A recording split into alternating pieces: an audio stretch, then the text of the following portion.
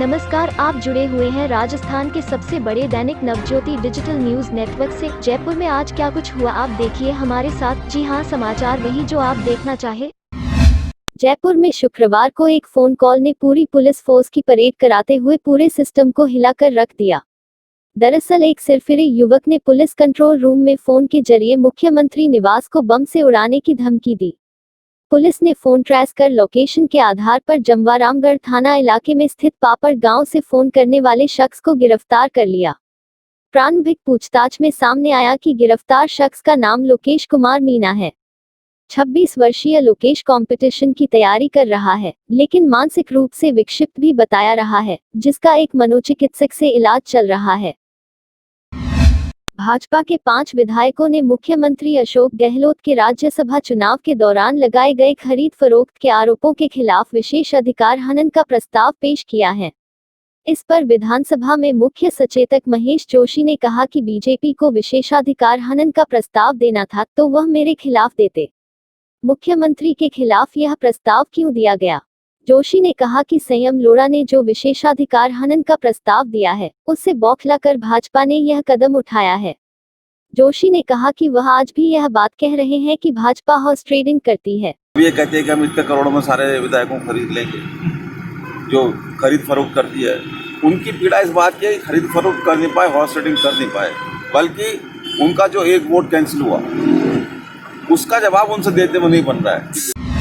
मुख्यमंत्री अशोक गहलोत ने कहा कि कोरोना के खिलाफ लंबी लड़ाई के लिए राज्य सरकार पूरी तरह से तैयार है। किसी भी परिस्थिति का मुकाबला करने के लिए राज्य सरकार ने चिकित्सा एवं स्वास्थ्य विभाग का इंफ्रास्ट्रक्चर मजबूत बनाया है। गहलोत ने कहा कि मृत्यु दर न्यूनतम रहने के साथ ही राजस्थान की रिकवरी रेट काफी बेहतर रही है। मरीजों की संख्या दोगुनी होने में लगने वाले दिनों के पैरामीटर पर भी हम आगे हैं। प्रदेश में पहले कोरोना टेस्टिंग सुविधा नहीं थी, लेकिन आज हमारी क्षमता 41,450 टेस्ट प्रतिदिन हो गई है। उच्च शिक्षा मंत्री भंवर सिंह भाटी ने कहा कि वैश्विक महामारी कोरोना के कारण विश्वविद्यालयों व महाविद्यालयों के विद्यार्थियों को बिना परीक्षा करवाए अगली कक्षा में प्रमोट करने का राजस्थान सरकार ने निर्णय लिया है, लेकिन विश्वविद्यालय अनुदान आयोग भारत सरकार के द्वारा गाइडलाइन जारी कर विश्वविद्यालयों की अंतिम वर्ष की परीक्षाएं आयोजित करने हेतु कहा गया है। कोरोना की इन परिस्थितियों में प्रदेश व देश में परीक्षाएं आयोजित करवाना संभव नहीं है। अतः मानव संसाधन विकास मंत्रालय यूजीसी के इस निर्णय पर पुनः विचार कर छात्र हित में सभी विद्यार्थियों को अगली कक्षाओं में बिना परीक्षा प्रमोट करने का निर्णय ले।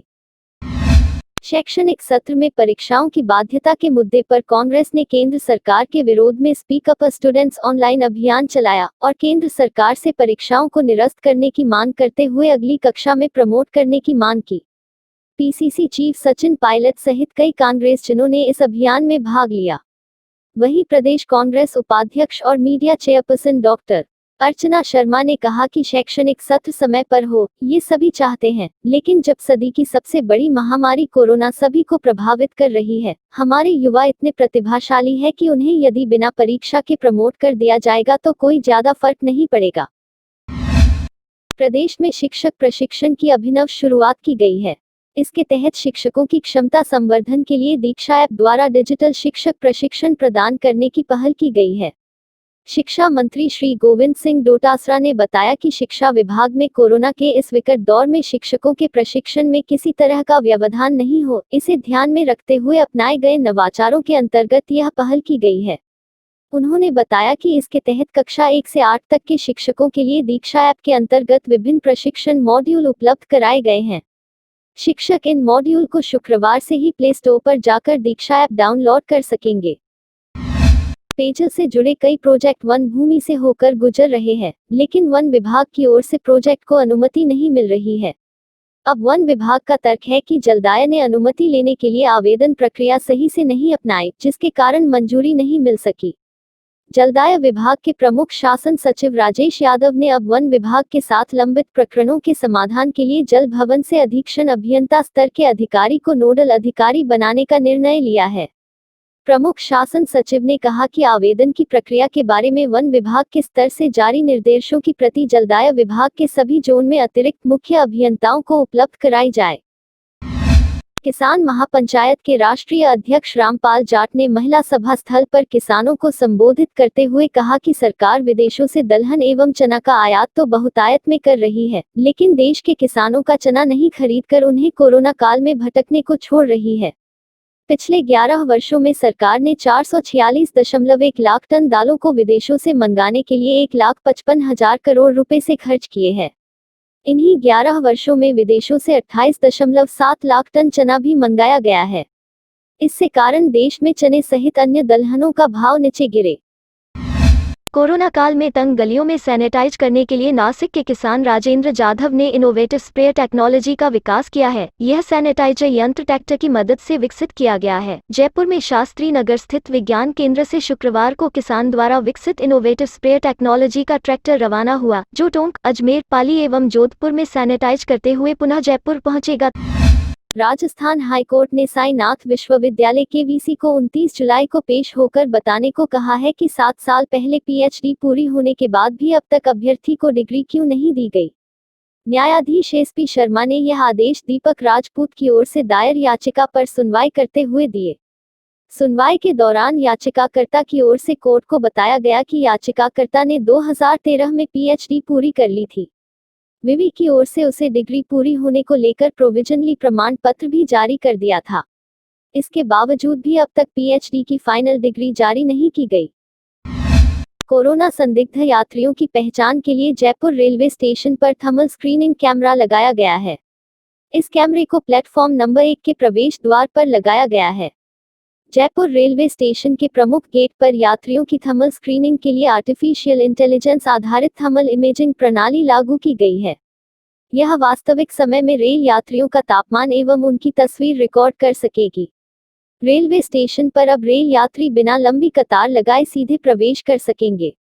यह प्रणाली एक साथ 10-15 यात्रियों का तापमान लेने में सक्षम है।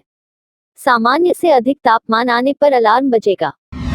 राजधानी जयपुर की खुना गोरियान थाना पुलिस ने शुक्रवार को अवैध देशी कट्टे और जिंदा कारतूस के साथ एक बदमाश को गिरफ्तार किया है। पकड़े गए बदमाश अनिल उर्फ बंटी से एक बाइक भी बरामद की गई है। मुलजिम आदर्श नगर में अपनी वर्ष 2017 से चली आ रही पुरानी रंजिश का बदला लेने के लिए एमडी रोड निवासी आसिफ की हत्या करने की फिराक में था। सीआई भवानी सिंह शेखावत ने बताया कि मुलजिम के खिलाफ थाना रामगंज में मारपीट और अवैध हथियार रखने का मुकदमा दर्ज है। राज्य सरकार ने प्रदेश में संशोधित मोटर व्हीकल एक्ट के प्रावधान लागू कर दिए हैं। परिवहन विभाग की ओर से नोटिफिकेशन जारी करने के बाद अब प्रदेश में ट्रैफिक नियमों का उल्लंघन काफी महंगा साबित होगा। गंभीर श्रेणी के अपराधों में सरकार ने जुर्माना राशि को करीब 10 गुना बढ़ा दिया है। बढ़े हुए जुर्माने को देखते हुए शहर ट्रैफिक पुलिस ने शहर में समझाइश का दौर शुरू किया है। इसके तहत ट्रैफिक पुलिस ने यादगार से यातायात नियमों की जागरूकता के लिए एक वाहन रैली निकाली। जयपुर नगर निगम की ओर से राजस्व वसूली के लिए जल्द अभियान शुरू किया जाएगा। इसमें बकाया नगरीय विकास कर, लीज मनी, मैरिज होम के रजिस्ट्रेशन नवीनीकरण, होल्डिंग्स के बकायेदारों पर कार्रवाई की जाएगी। इस संबंध में नगर निगम जयपुर ग्रेटर एवं हेरिटेज आयुक्त की ओर से राजस्व अधिकारियों की शुक्रवार को आयोजित बैठक में यह निर्णय लिया गया। बैठक में सभी जोनों के उपायुक्त के साथ ही राजस्व उपायुक्त एवं राजस्व से जुड़े अधिकारी शामिल हुए। इस दौरान निगम आयुक्त दिनेश कुमार यादव ने कहा कि राजस्व वसूली में किसी प्रकार की लापरवाही नहीं होनी चाहिए। ये थे आज के मुख्य समाचार। विस्तार से जानने के लिए पढ़ते रहिए दैनिक नवज्योति। दैनिक नवज्योति के YouTube चैनल को सब्सक्राइब करें और ताज़ा अपडेट के लिए बेल आइकॉन दबाएं।